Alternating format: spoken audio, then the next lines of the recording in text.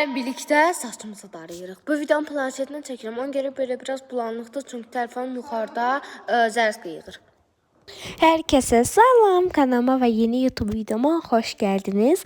Bu videonun açılışını belə eləmək istədim, çünki saçımı daramakla günə başladım.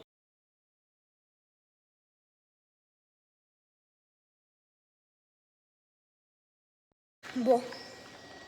Çox gözəldir, ona görə bunu edəcəm. Burada artıq mən yavaş-yavaş hazırlaşıram. Videoya indi fikir verirəm ki, video bəzən netləyir, bəzən netləmir.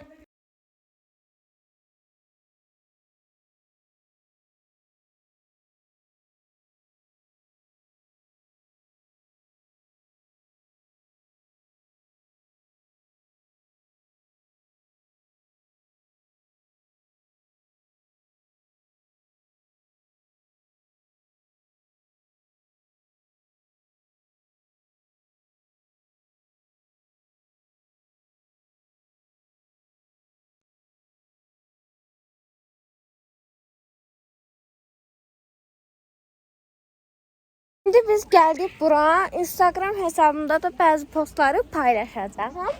İzləməyi, bəyənməyi unutmayın.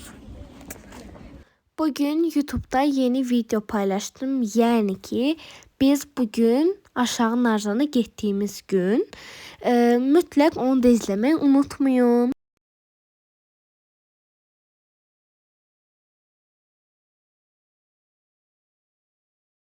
Yerim.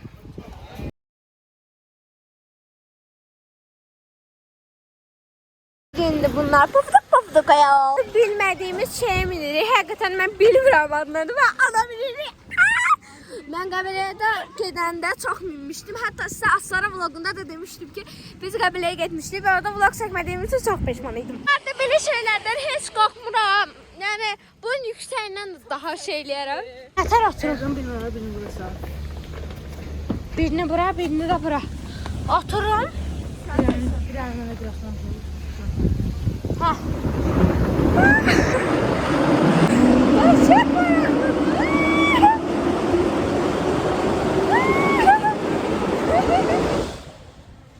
Ay dehşet meraklıdır.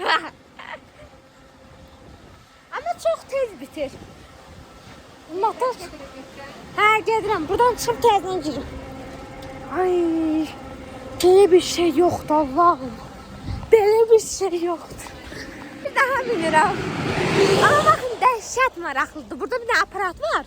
Botlar öz-özünə qalxır ve bu çok müsbət bir şeydir. Qalxır. Burada isə mən qanımın kirine fikir verməyim. Şimdi çok güzeldir renkleri. Nətər oturmayın?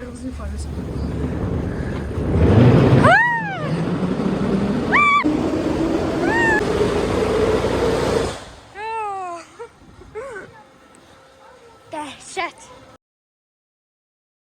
Hayatımda ilk dəfədir ki, baxın belə bir şey görürəm, ama ilk dəfə.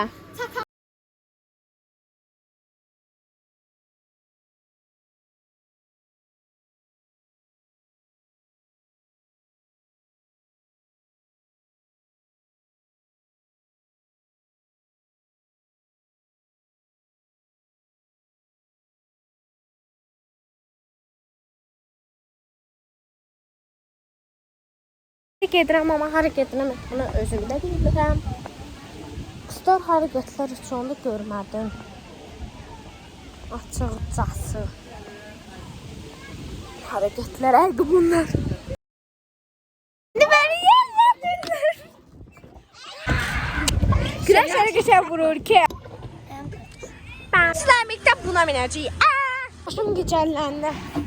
Bu nasıl bir şey ya? Gedirəm. Ne? Aha, sürücülük. Merdivene atar şey.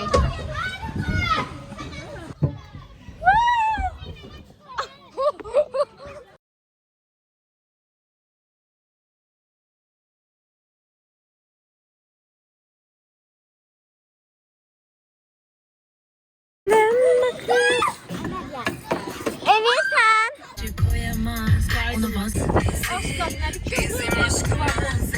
Birlikte geliyor ineklere bakma.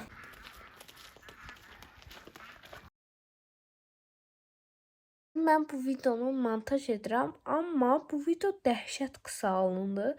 Yəni heç belə gözləmirdim. Çünki videoda deməli yer tutan o 8 dəqiqə 20 saniyəlik olan videoymuş.